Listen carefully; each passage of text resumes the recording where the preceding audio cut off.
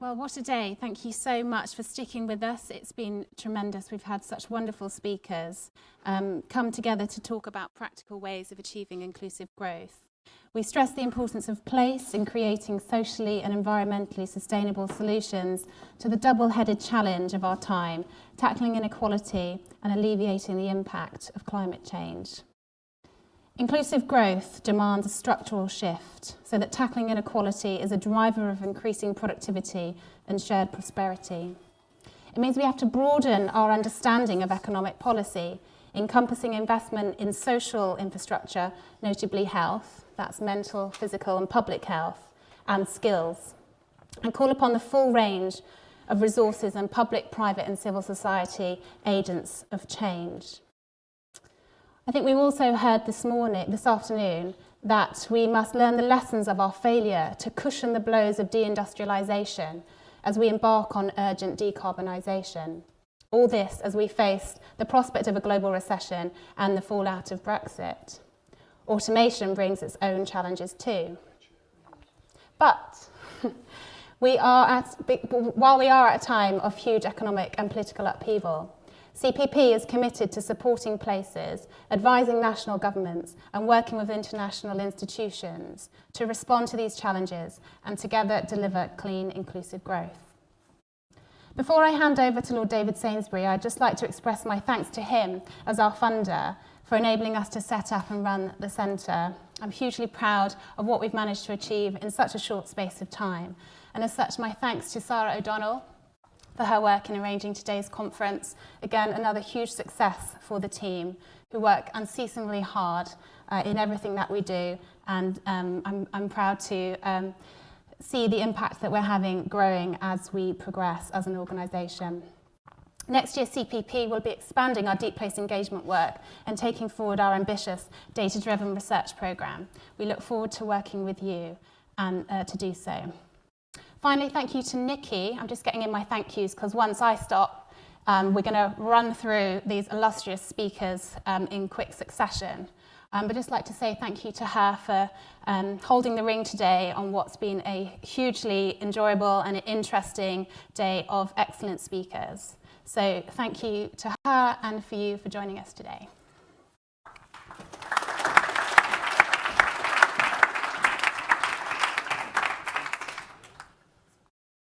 Oh, yes. Morning, Jeff.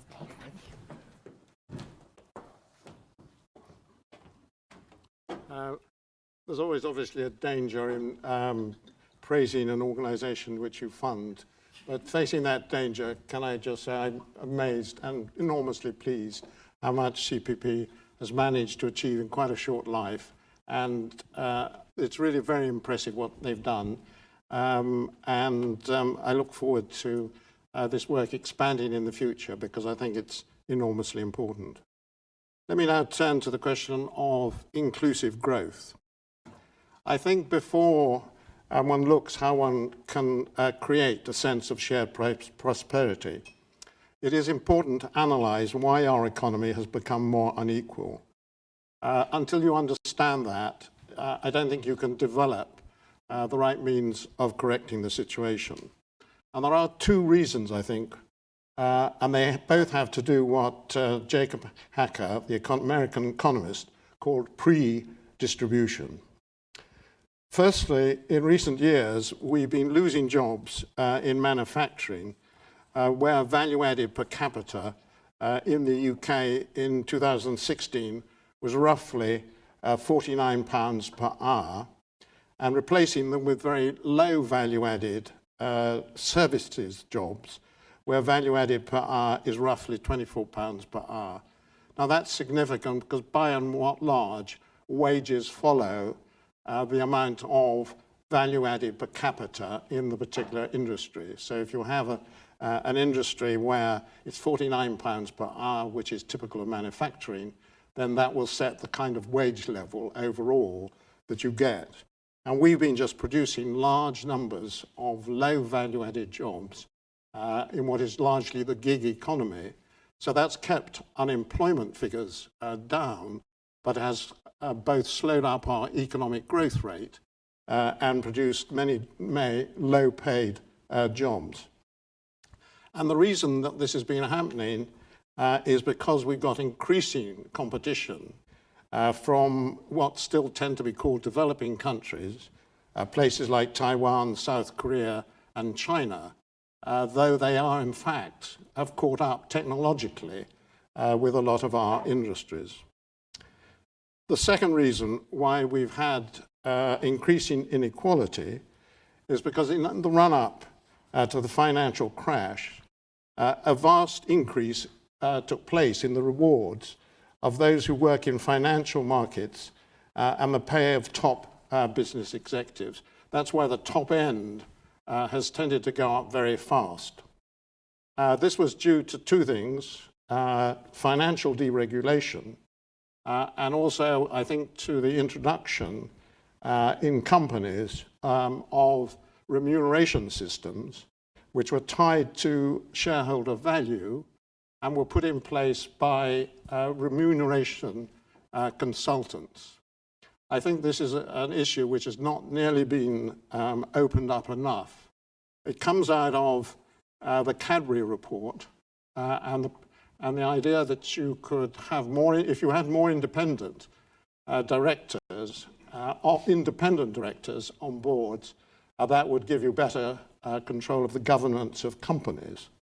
What happened, in fact, is you had independent directors, then they were put on the remuneration committees. As a whole, they knew nothing or very little about remuneration in that industry, and so very responsibly, they called in remuneration consultants. And a very bad relationship develops. You do not have to be brilliant to understand that if you are a remuneration consultant and you go into businesses and you say, actually, the lot of you are well overpaid and should take pay cuts, your future as a remuneration company does not last very long. It's not very successful. And so we had this situation of remuneration consultants coming in and saying you've got a vast... Actually, the format, I was still a company chairman when this started, and there was a very iniquitous process in which the consultants would come in and they would say, Mr. Sainsbury, you're chairman of this company, we want, before we suggest what level remuneration should be, we want you to tell us whether you want to employ, you'll give remuneration to your top employees on the basis they're in the top quartile, or the second quartile, or the third quartile, and the fourth quartile. Now, there's the odd chairman who say, look, they're a load of rubbish, they should be in the fourth quartile. Of course, most chairmen say, no, of course, we have wonderful people, they should be in the top quartile. So everything comes back, they're all moved up, and that is the basis for the next company to be told that salaries have gone up. And we've seen a vast inflation of executive salaries, and that has been, I think, a great mistake. Not only that, but these were tied in a mistaken idea to shareholder value. And this has turned out to be, again, a very bad system for remunerating people because it leads, among other things, to people gaming the system. So we've seen lots of share buybacks taking place to get the share price up so people meet the shareholder value basis. And that, of course, moves people away from a long-term view about their company's prospects. And that's, I think, one of the reasons we've seen investment go down. So these are the two factors that I think have led to increasing inequality in the major issues. So the question is, what can we do about that? And there are four areas I think we need to look at. We have to create more manufacturing businesses which have competitive advantage in world markets and therefore high value added per capita. That is the first requirement. We can't do it just by having more and more service industries. Of course, there is a high value added service industry which gets very high value added per capita, but there is a limit to what at the moment we can expand that, and we have to find more high value added manufacturing jobs. And that involves improving our national system of innovation, because in the end, it's innovation that drives value added per capita, and also increasing the money that the government allocates to R&D.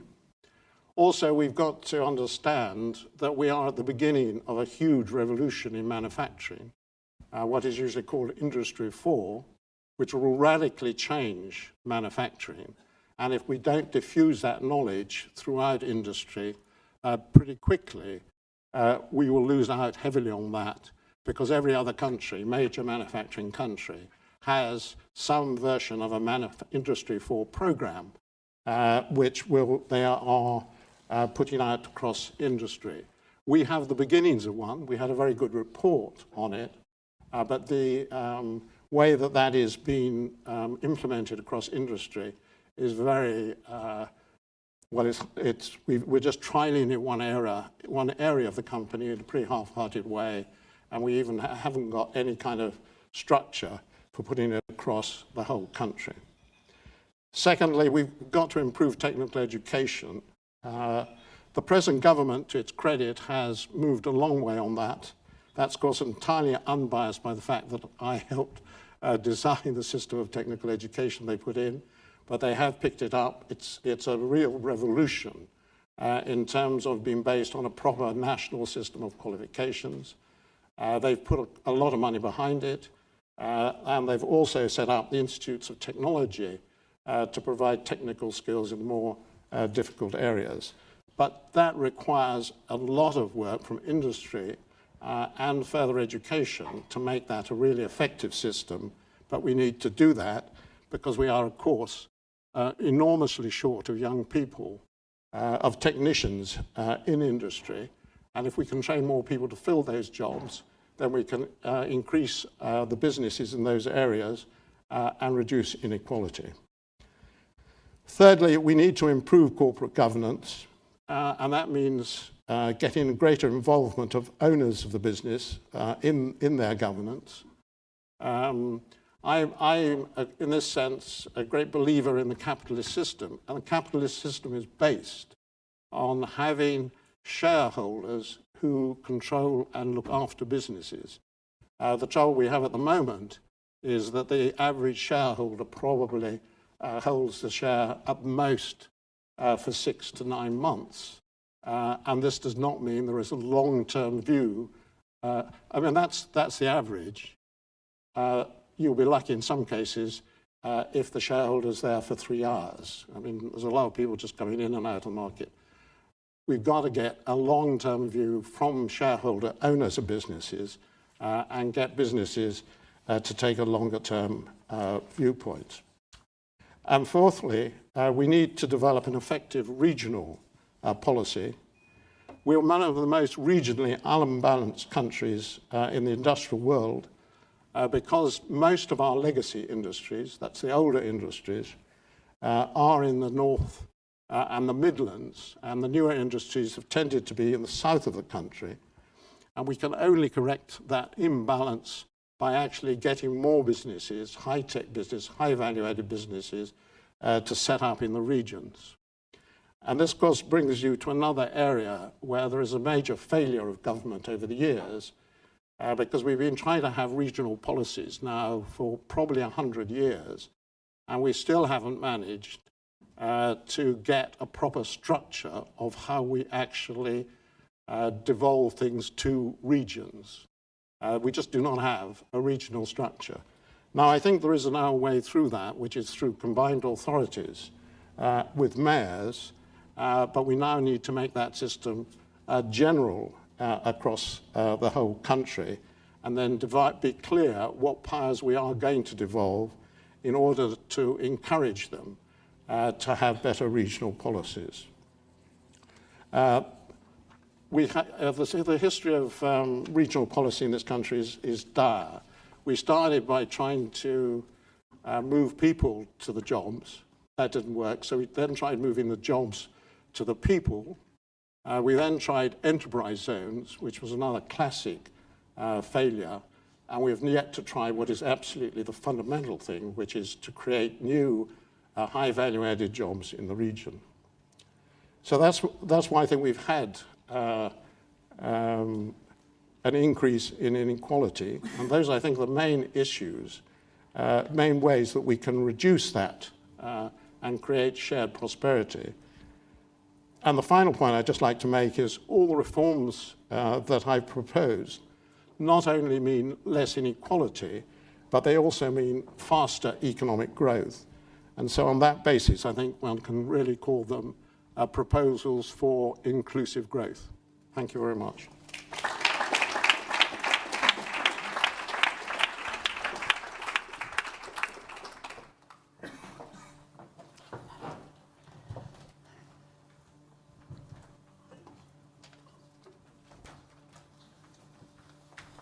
Well, first of all, can I just apologise for turning up in this slightly disorganised way. I've just stepped off a train from York, been political campaigning, and as a result, I've missed the other speakers, and I'm afraid there may be therefore a lack of continuity. I'm standing in for Joe Swinson, but you'll be relieved I haven't come to give you a political rant.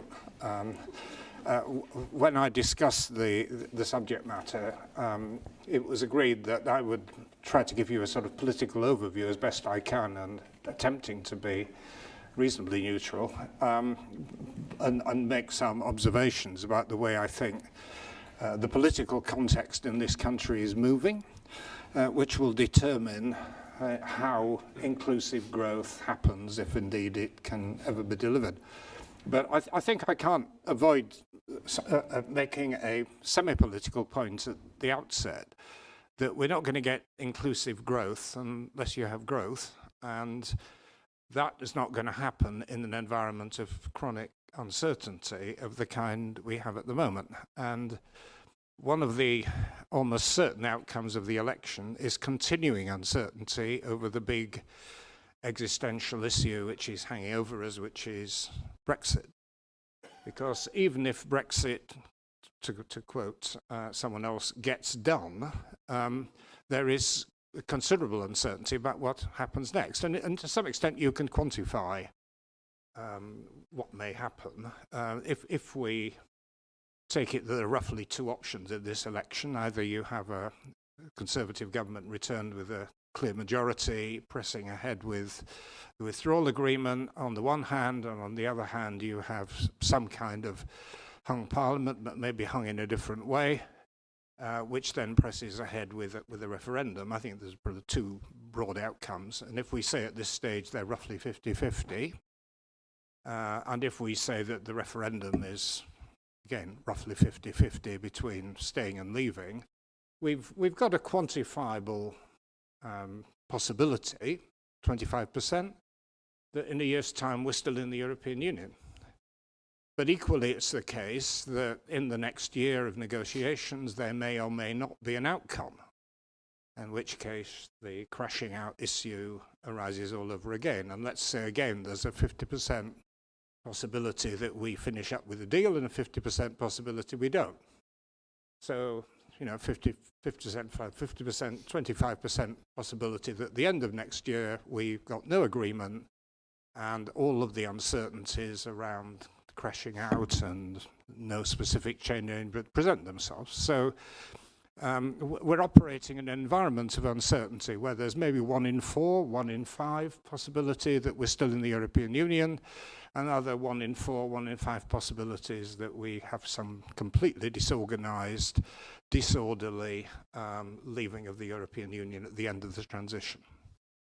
So in that kind of environment, how is it possible for business, or indeed anybody else, to make sensible long-term planning about inclusive or any other kind of growth? So I just say that at the outset to set the scene, which is a scene of uncertainty. Now, I was asked to say something about fundamental trends in British politics overriding the issues within the election, and I just two simple points to make. The first is that our politics is now very much dominated by the politics of identity. And in a way, the Brexit issue brings this to the fore. I mean, if we think about the dominant issues underlying it, immigration, our attitude towards the European Union itself, Scotland, Northern Ireland and the Irish question. I mean, these are all issues about identity. They're not traditional issues about right and left. I mean, that argument is going on about taxation and spending, but issues of identity have very much now come to the fore. And if I were making a prediction about the next year or so in British politics, one would have to say that there are at least two of those issues of identity that will dominate. One of them is immigration, because the immigration legislation, which has been suspended, will come before Parliament, and we will have a heated and hopefully rational, but possibly totally irrational debate about how many foreigners we should be having in the country and what type. That will be a major issue for next year. And the other is Scotland. I don't know whether or not Scotland will stay in the United Kingdom. There is certainly a head of steam behind it defecting through a second referendum. It may well be that we'll finish up with a Quebec solution where the Scots vote with their head rather than their hearts, and they vote to stay in the in the UK, if not in the European Union. But it's an uncertainty, and this whole existential question about whether there is going to be a future United Kingdom is going to dominate our politics for a long time to come. So issues of identity will be very much at the center of our political life. But the other factor which seems to me dominant are the constraints which are imposed on us by the system within which we operate. We have a first-past-the-post system, and this tends to produce binary choices. And the binary choice we're offered at the moment is between English nationalism on the one hand and far-left socialism on the other. I mean, I'm not here to debate the merits or others of either, but my own prejudices are fairly clear. What seems to me unstable is that this can continue indefinitely, because these are two choices which enormous numbers of people find unpalatable. So if I were to make a prediction, I think we may be heading for a once in 2 centuries event, which is that one or other of the binary options, the major parties, start to break up. And we're already beginning to see that happening in the last Parliament with the change and then the defections from both sides. But it is worth thinking about the underlying stability of the system. We've had Whigs versus Tories for 200 years in some version or the other. And the only big discontinuity was in the 20s and 30s when the Liberal Party broke up or disappeared and was replaced by the Labour Party. And to expect another change of that magnitude is a big leap. But it does seem to me that because of all the unsatisfactory features of the present political system, we may be on the brink of that kind of change happening all over again. Now, my final point is this: it's if we are talking about inclusive long-term growth, there are a couple of political changes which need to happen. The first is around the issue of centralization. That if we're going to have a more sustainable form of long-term development, it seems to me Britain has got to be a lot more decentralized. We are the most centralized country in Europe, apart, I think, from Malta, with local government that has minimal powers. There has been a move, and Lord O'Neill was very much part of the move to shift responsibility to big northern cities, but it's been outside of Scotland, Wales and London very minimal. Now, if we do have radical decentralisation, that generates, of course, postcode lotteries.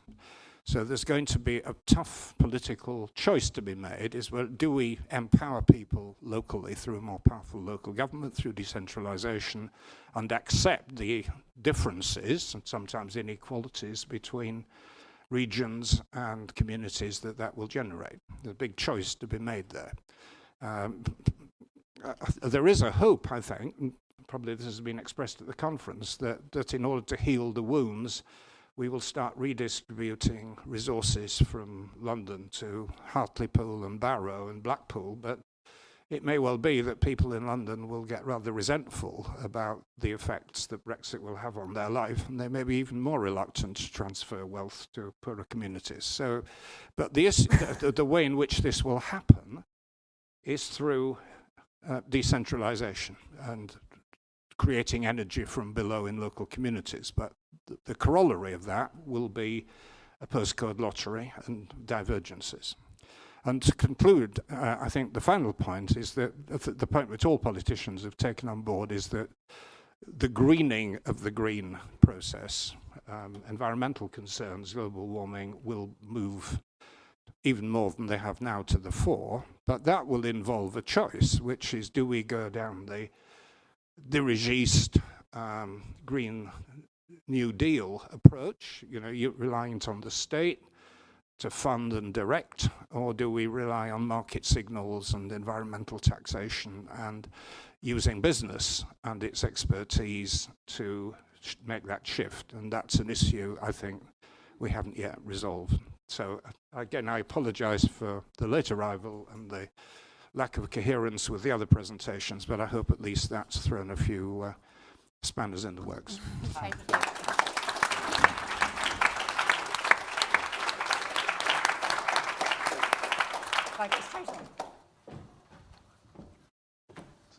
Brilliant. Well, absolutely fantastic to be here. And as Charlotte said at the beginning, we had our CBI conference last year. And so we're not the only conference to have this surprise of finding ourselves in the middle of a general election.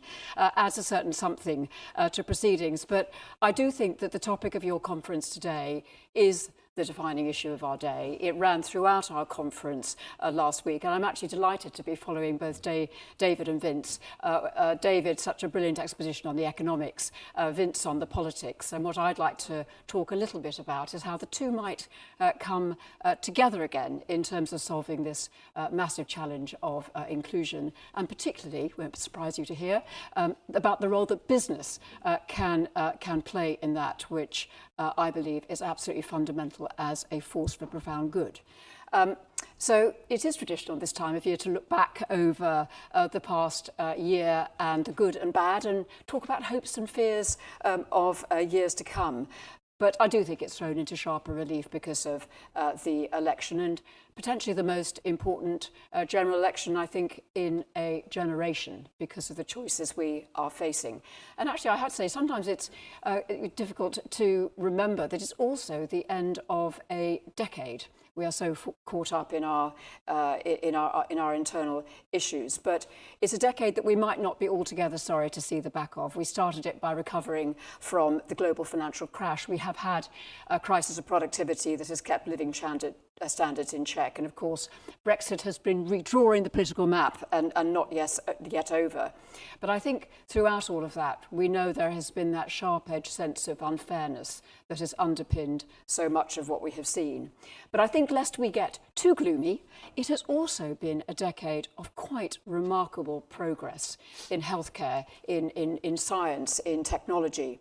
And we've seen a UK economy that I think has been working very hard to make the most of its strengths, from our world-class universities to global leadership in many of the industries of the future.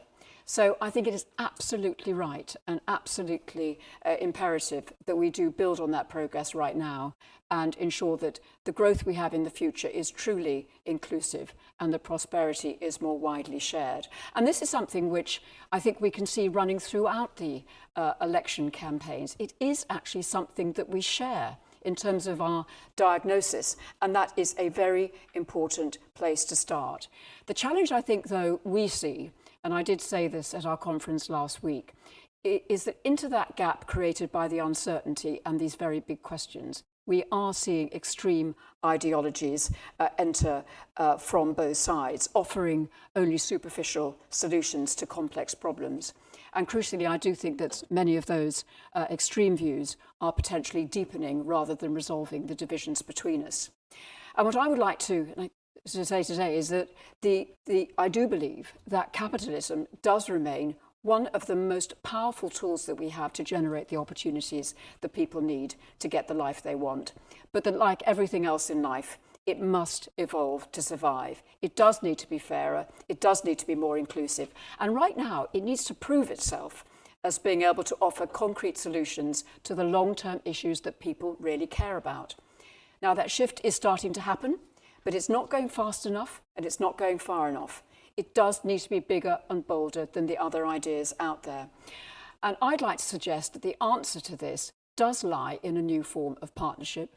It does lie in business and government coming back together to work on these shared problems together, employer and employee, all parts of our society, universities and unions as well, recreating a sense of common purpose. And what might that common purpose be about? Well, again, I think actually we have more agreement than we sometimes think about the challenges that we are trying to address. And I think three stand out for me above all else.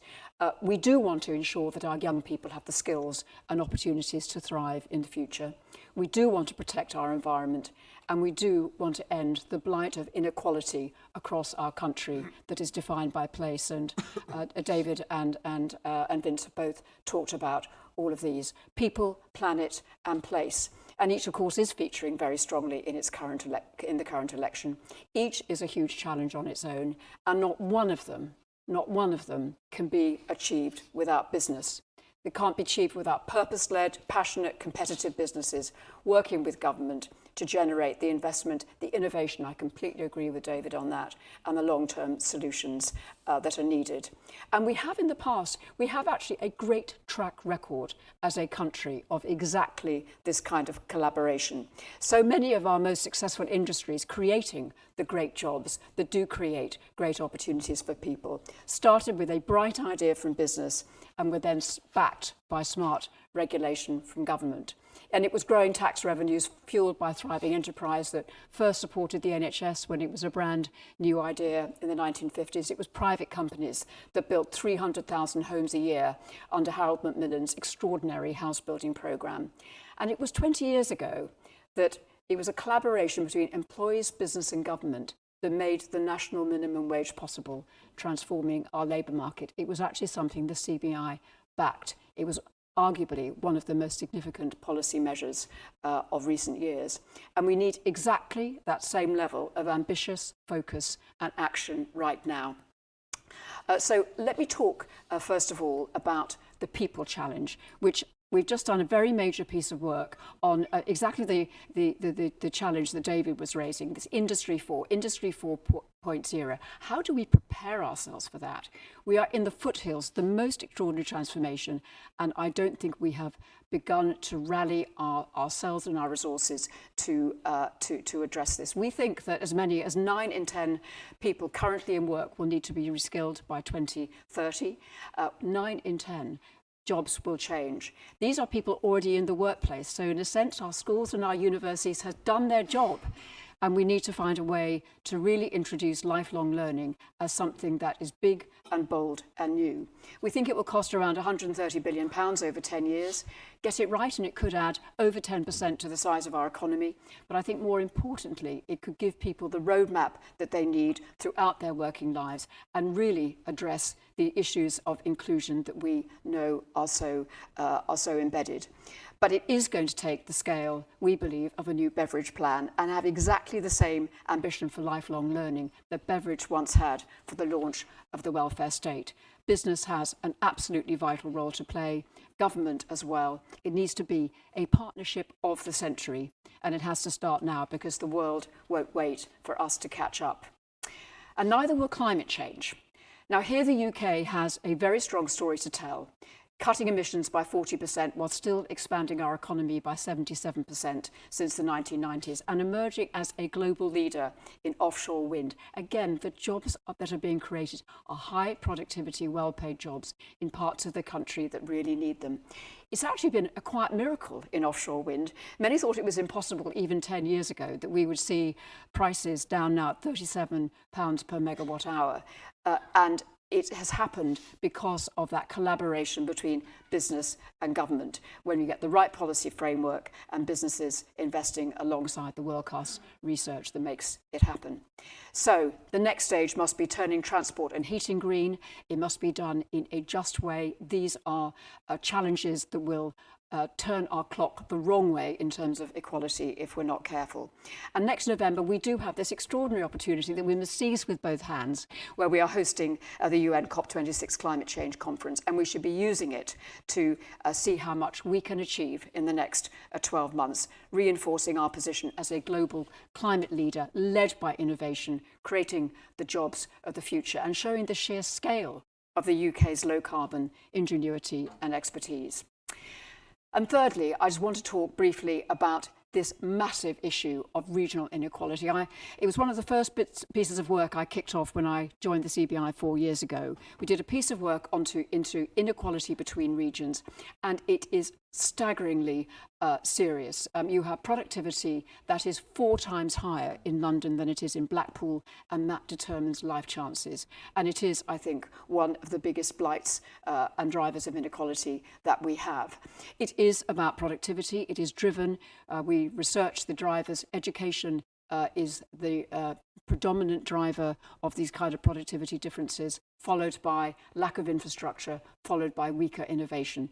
We need to address them from the bottom up. Now, there are inspiring examples around of how this can happen. So take Hull, which has emerged from its difficult recent history to become the UK City of Culture in 2017. It is a centre for cutting-edge technology, and it is now ambitious as a global force in renewable energy. Business and government, hand in hand, regenerating cities across the UK. We need more of it. In South Wales, transforming its local economy from coal and steel in the 20th century to becoming the biggest cybersecurity hub outside London, with companies in Newport, Cardiff and Caldecott also competing with Germany and China to develop the technology behind 5G, robotics, fintech, driverless cars. We lead the world in fintech.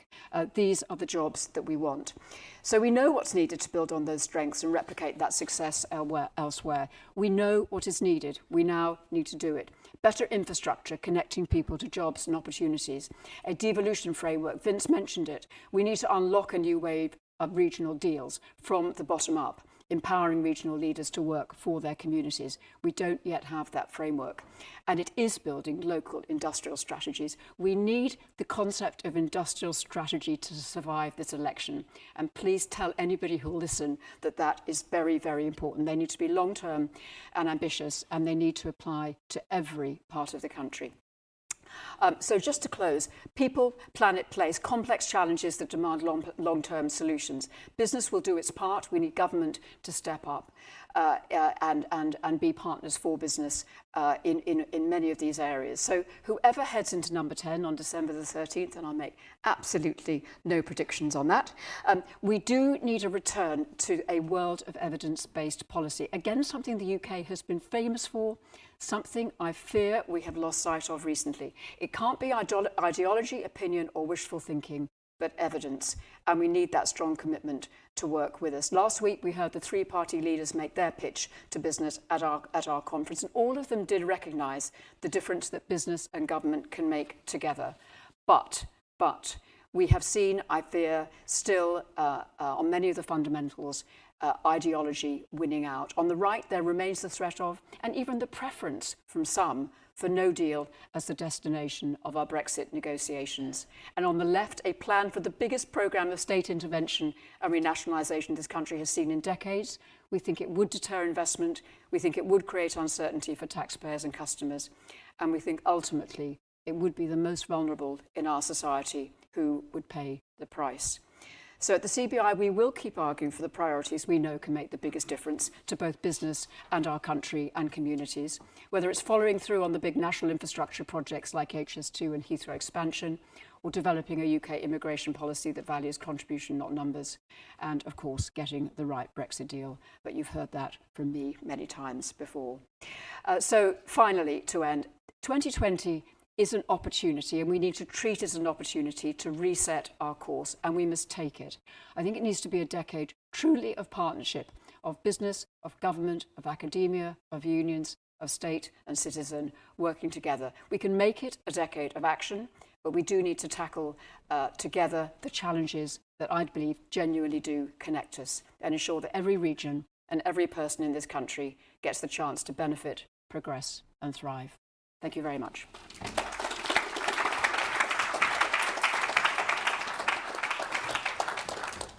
Thank you. Good afternoon. I'll try to be brief. It's a privilege to have been invited here to say a few words. I am going to just try and make 6 points from, let me call it, 40,000 kind of feet level on this wonderful topic of inclusive growth. And I should say that, as I hope some of you know, I know Vince does because he was involved in something with us recently. My role as chairing Chatham House, one of our big missions for the decade ahead is to be in the middle of what I would describe as profit with purpose, which is essentially another way of saying the same thing. And in that regard, my first thing that I would throw in is linked to the opening part of this sort of title of this session, Healing the Wounds. I found myself a lot recently thinking, as sort of different as a lot of the political forces have been the past few years, in many ways, I think they are a perfectly logical consequence of the fact that we haven't had profit with purpose. In the big world of international capitalism, the following is supposed to happen. Everybody makes quite a lot of profit sometime. That results in a big rise in investment spending. That contributes to a big rise in productivity. That contributes or coincides with a big rise in real wages. The first thing has happened, seemingly, at least how profits are usually reported, but the other three have not. That has coincided with an era where, until Brexit here and Trump in America and five-star movement in Italy and so on, most democratic countries' political forces moved to the centre. And so people who felt irritated and left out by all of this didn't really have anywhere to go. So as different as some of these political things have been, I'm not sure they are as scary or dreadful and blah, blah, blah, blah, blah, unless the system doesn't actually respond. Which takes me to my second point. Therefore, I think if we fix making capitalism in its broadest parts, and here David didn't talk about it, but I'm sure he'd probably agree with me. David talked a lot about it and some of the specific issues in the UK. In essence, they're basically the same in virtually every major developed economy, but especially in the United States. And if we can do something about actual and perceived inequalities, and here I'll come back to this in a second, specifically more as we are seeing some signs of on wages, the politics might actually follow, as opposed to, and it was very nice to hear Caroline present her brief comments in the way that she did, because this idea that, you know, it's all the politicians' fault and business, you know, is just being given a bad hand, I think there's a lot of the opposite side of the circular argument that needs to be given more thought. Thirdly, in that regard, as important as how we, if we ever do leave the EU, is, I am strongly of the opinion it is not the most important thing facing our economic future. Doing something about productivity, inequality, both generational and regional, and with them education and skills, are vastly more important. And I say that as what I like to describe myself as an objective remainer. If we leave in a chaotic fashion, it will probably make those challenges more important. However, I offer this ray of thought that if it forces our system to treat these policy dilemmas that have been around for a long time more seriously, then maybe the chaos of leaving the EU and all the uncertainty that's still to go with it might not end up being without some long-term beneficial consequence, in my view. Fourthly, in that regard, it is extremely interesting for me to observe during what we've seen of this election campaign so far. Again, linked to the theme of where I'm coming from, the two major political parties are, of course, falling over each other backwards to announce seemingly gazillions of public investment